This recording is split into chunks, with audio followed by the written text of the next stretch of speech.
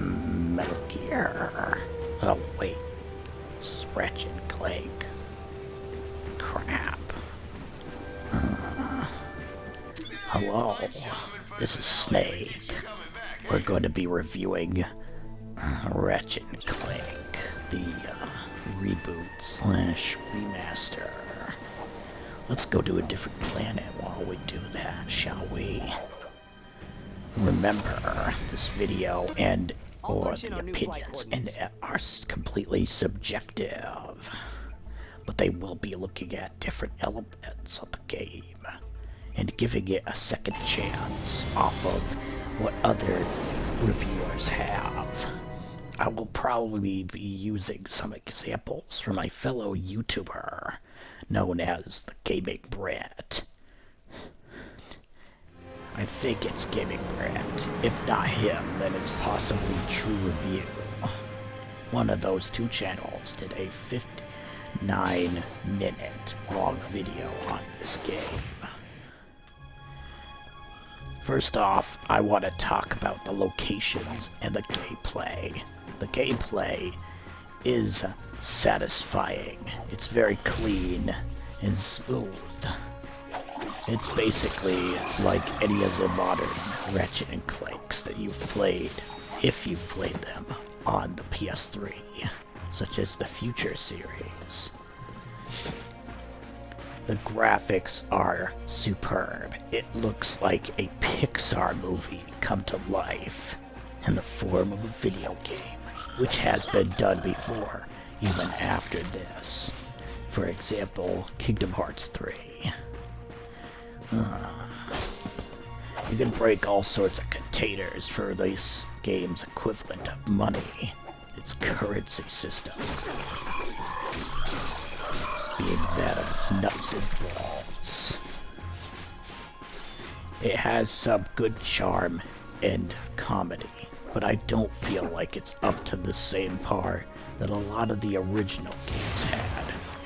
And there are some pretty neat weapons too. Let's use the jetpack to get across there, shall we? There are some cool little segments in puzzle areas, and the enemy variety is serviceable.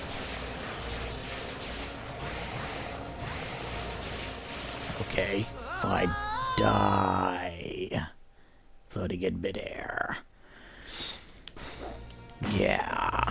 The variety to the locations is much stronger than the variety of enemies. You'll get a lot of the same stuff, just reskinned. But it has enough going on there. It's not really that challenging a game unless you do something like said challenge mode, which lives up to its name. And there are great unlockables throughout too. You will get better power-ups and abilities the more you play through, and some fantastic weapons. Let's look at some of those. Zirkin is kind of an annoying one, but he works. And there are some good bosses, and I do love walking this thing. Trippy, right? The platforming is serviceable and fun. Ah, what a fantastic looking game. Isn't that, Mr. Roboto? Anyways, I want to get to some of the negatives, sadly. While the story is definitely better than that of the movie, it takes a lot of cutscenes from the movie and even copyright claims you especially. That's not going to harm the review of the game, of course, but it is pretty stupid when it comes to using cutscenes from the movie. You could have just not had the movie. Somehow the game does a better job than the movie at explaining stuff. But at the same time, the biggest problem is the characters themselves. If this is to be a reboot of your beloved classic characters, it is pretty weak for newcomers and old friends. So I will probably be reviewing this based off of two ratings: newcomers and the fans. It'll be the same to another game I reviewed as of recent that will go up on the channel. So this is the first time you get to see me review it like this. So when it comes to it, let's get down to why the fans, and probably even newcomers, won't like this as much unless they don't give an absolute crap. Now, I always hate the saying that something is a kid's game, or meant a certain genre is specifically for kids. That is not true. There can be adult cartoons, there can be adult comic books. The same thing can go for Ratchet and Clank. I mean, Up Your Arsenal alone is a kind of adult joke. You know what they're going with that. And of course there are a couple other titles alone. And I know they're just titles, but they're not the only thing in kids-like games, per se, that have that stuff. When it comes to it, though, that isn't my problem. The problem is the characters' development are very poor.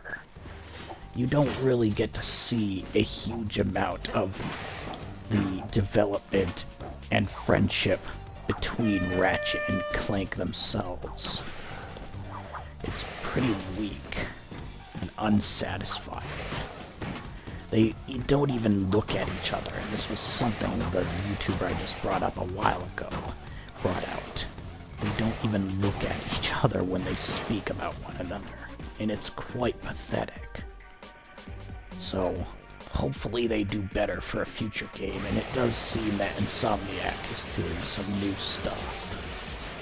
I'm kind of fooling around if you're wondering. Let's test some of these guns, shall we?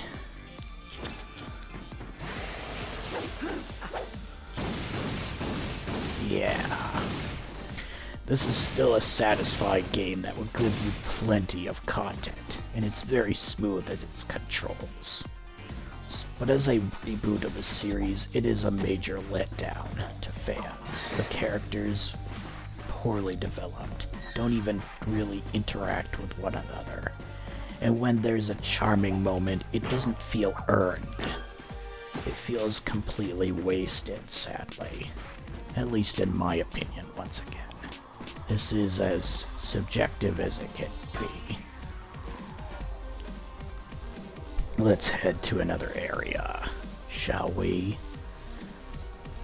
Don't ask why Snake of all characters is reviewing this, and not one of his own games. Don't worry, I will get to one of my own games.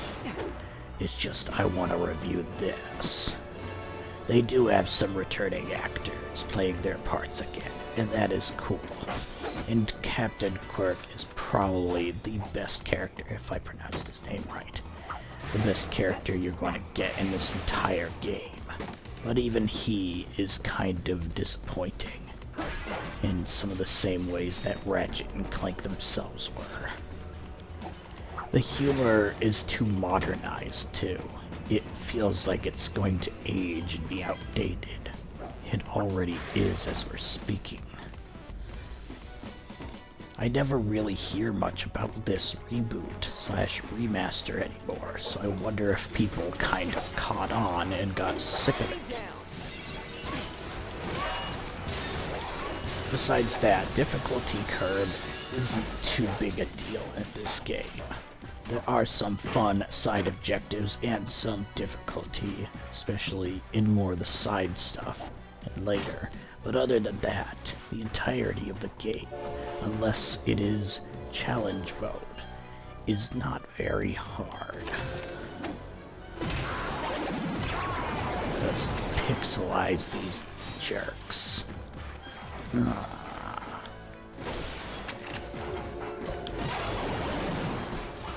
Look at that, that's pretty cool. So there's some great details to this game nonetheless. And I will hopefully do more Ratchet & Clank games in the future. But for right now, I was kinda disappointed in this game when remembering the original that it's a reboot of. While I still love this, and I definitely recommend to some extent, mostly I guess newcomers can it being a great game in their eyes, and they might not even care about story or characters, to be honest, but who knows? Maybe they do, and this game is just as a disappointment to them as it was me. I mean, even movies, animated ones, and animated games, both of the past and now, have some great developed characters, such as Toy Story or Lion King.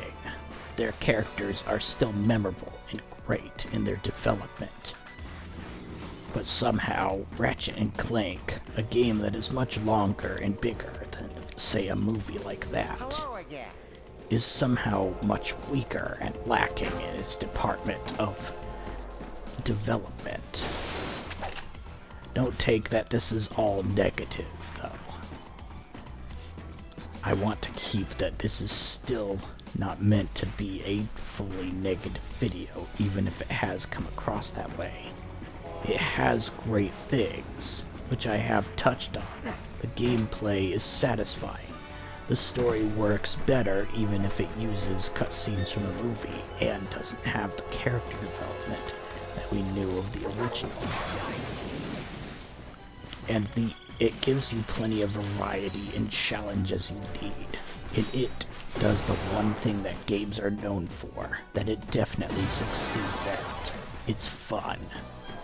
And of course, it is a Pixar fantastic looking game. And there's no doubt about that. And the weapons are experimental and pretty fun as well. Let's use the Groovatron. And there's still some good humor to the game, even if it's not on the same par as the originals. Yeah, groovy, man. But now I'm gonna have to put you on fire. Jerks. So, and the UI isn't bad from what you're seeing. Most of it disappears off the screen anyways. And when it pops on screen, it is not a nuisance and does not get in the way of any of the gameplay itself.